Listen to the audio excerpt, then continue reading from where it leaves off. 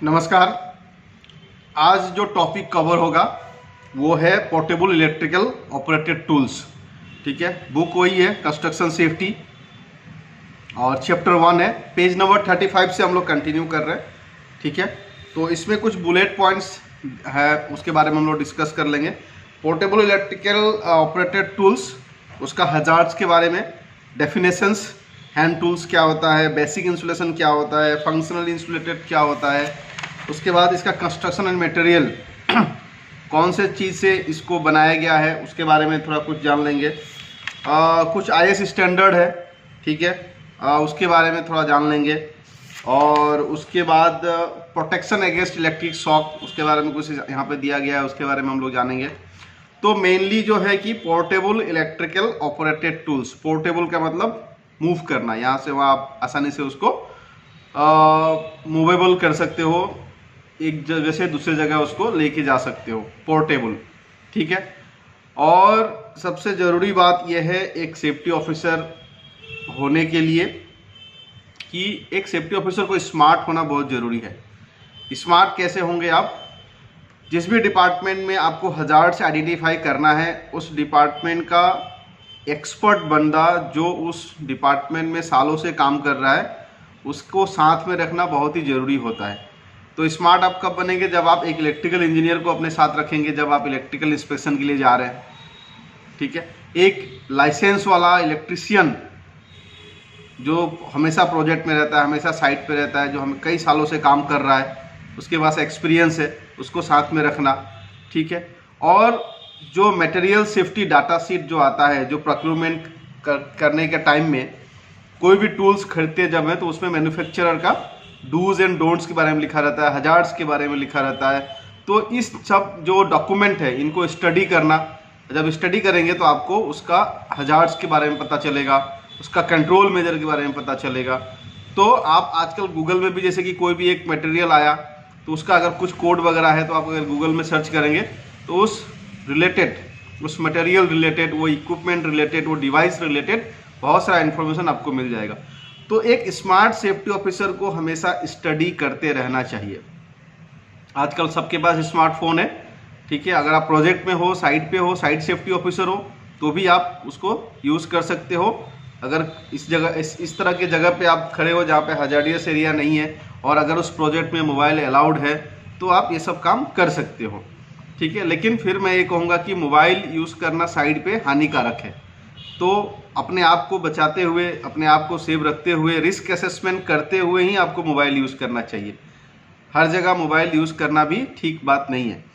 तो एनीवे इसमें जो कुछ चीज़ें हैं, जैसे कि इसका हजार्ड क्या हो सकता है, तो commonly used portable electrical power tools can cause serious injury if not inspected, used, maintain properly. अगर ये सब नहीं किया हुआ है तो सीरियस इंजरी हो सकता है। डेफिनेशंस है, portable electric motor operated tool, hand tools, basic insulation, functionally insulated parts, supplementary insulation, double insulation, reinforced insulation, फिर इसमें क्लास 1 टूल, क्लास 2, इस तरह का बहुत सारे इक्विपमेंट्स के बारे में दिया गया है।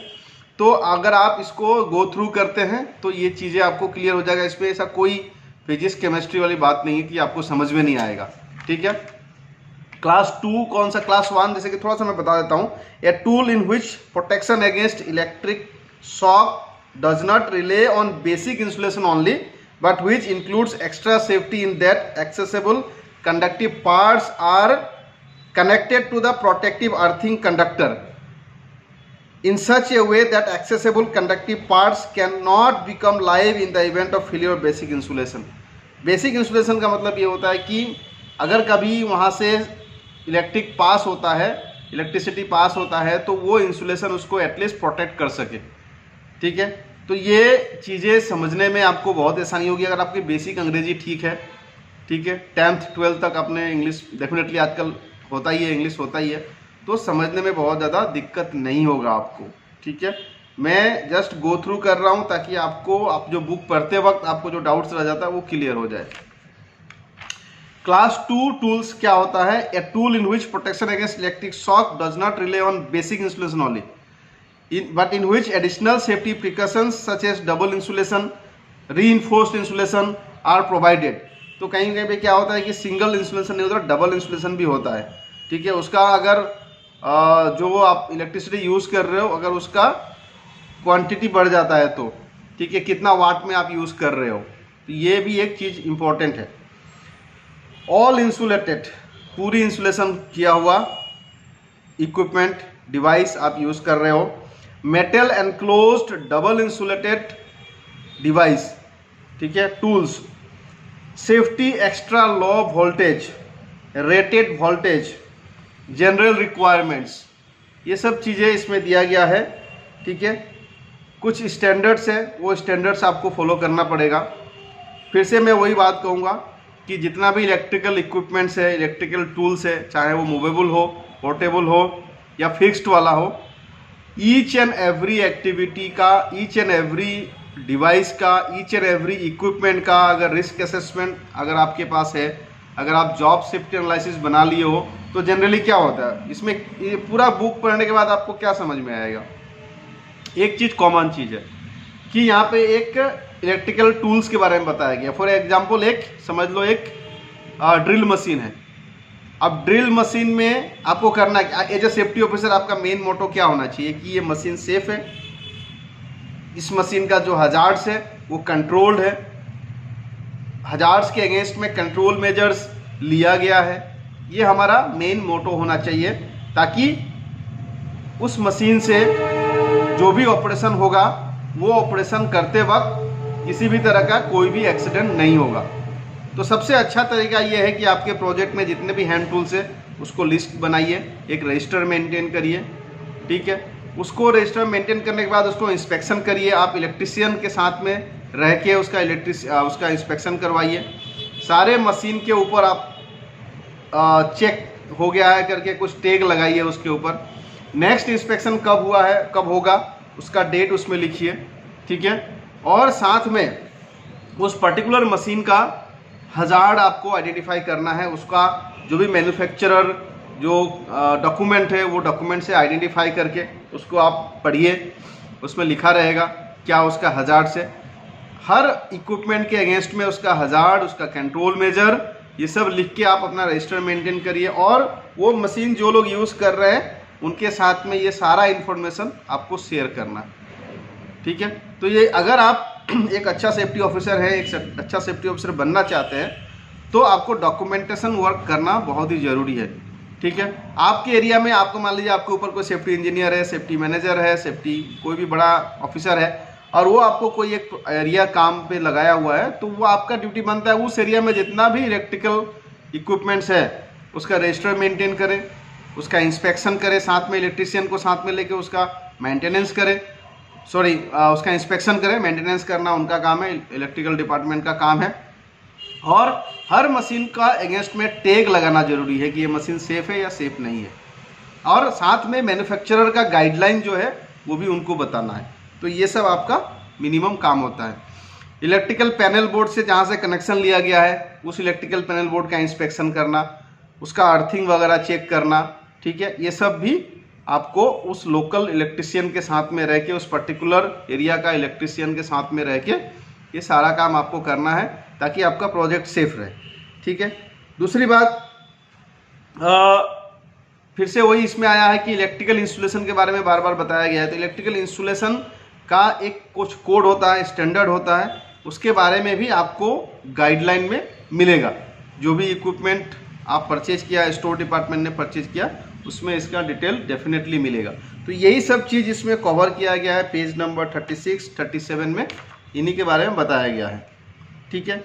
जो स्विच बॉक्स है या फिर जो भी इलेक्ट्रिकल इक्विपमेंट्स है, डिवाइस है, ठीक है, उसका कौन सा IS स्टैंडर्ड यूज़ होगा वहाँ पे, ये सारा चीज़ इसमें आपको मिल जाएगा, जो गाइडलाइंस होता है उसमें मिल जाएगा।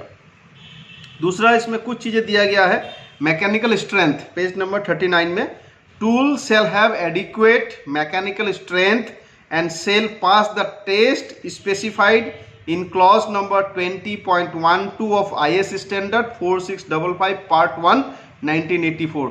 तो देखिए, एक एक अच्छा सेफ्टी ऑफिसर बनना है तो आपको ये गूगल में जाके सर्च करना पड़ेगा, clause 20.12 of IS standard, Indian standard 4665 part 1 1984।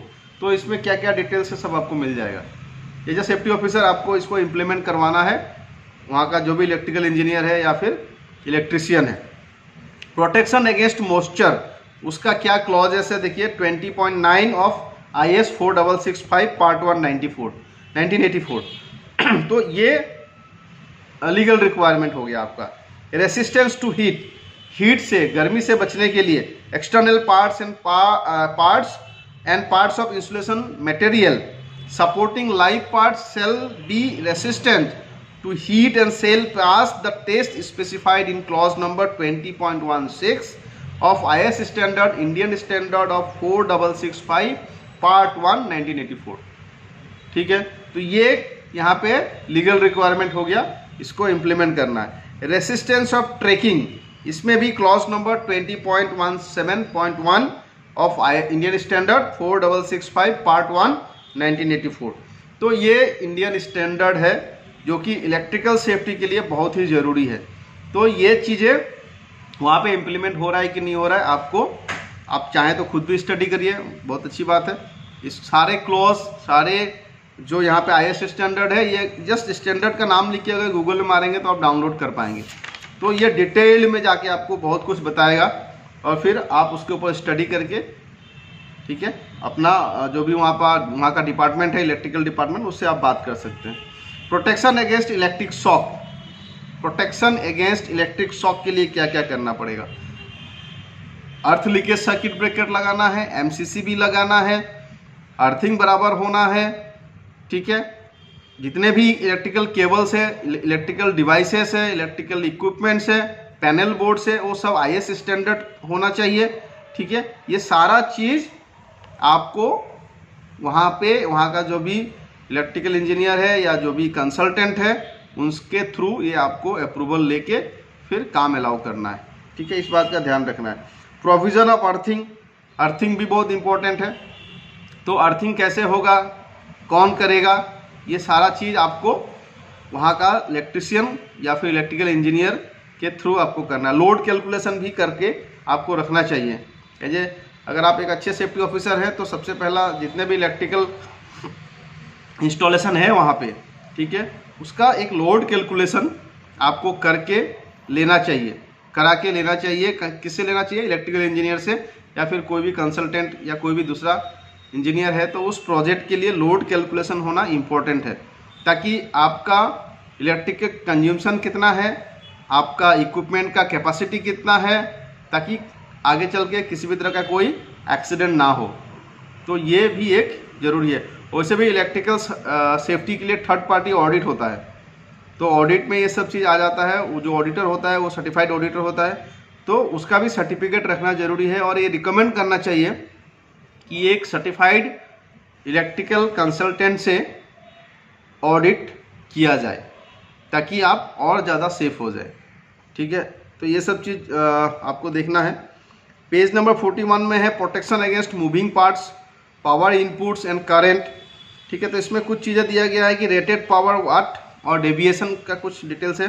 Up to and including 33.3 watt तक, 10 वाट तक अलाउड है।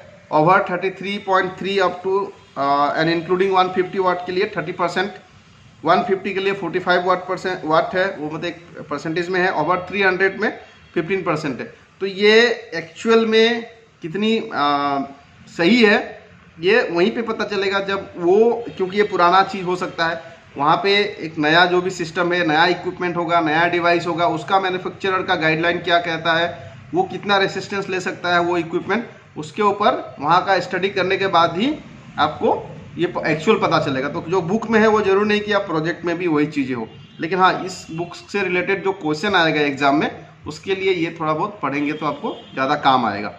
और लिखेंगे तो आपको, अगर गलत भी लिखेंगे तो ये आपको सही जवाब मिलेगा, कि सही से उसका मार्किंग मिलेगा, क्योंकि जो बुक में है वही हमने लिखा है। तो ये अलग हो सकता है, प्रैक्टिकल फील्ड में अलग हो सकता है।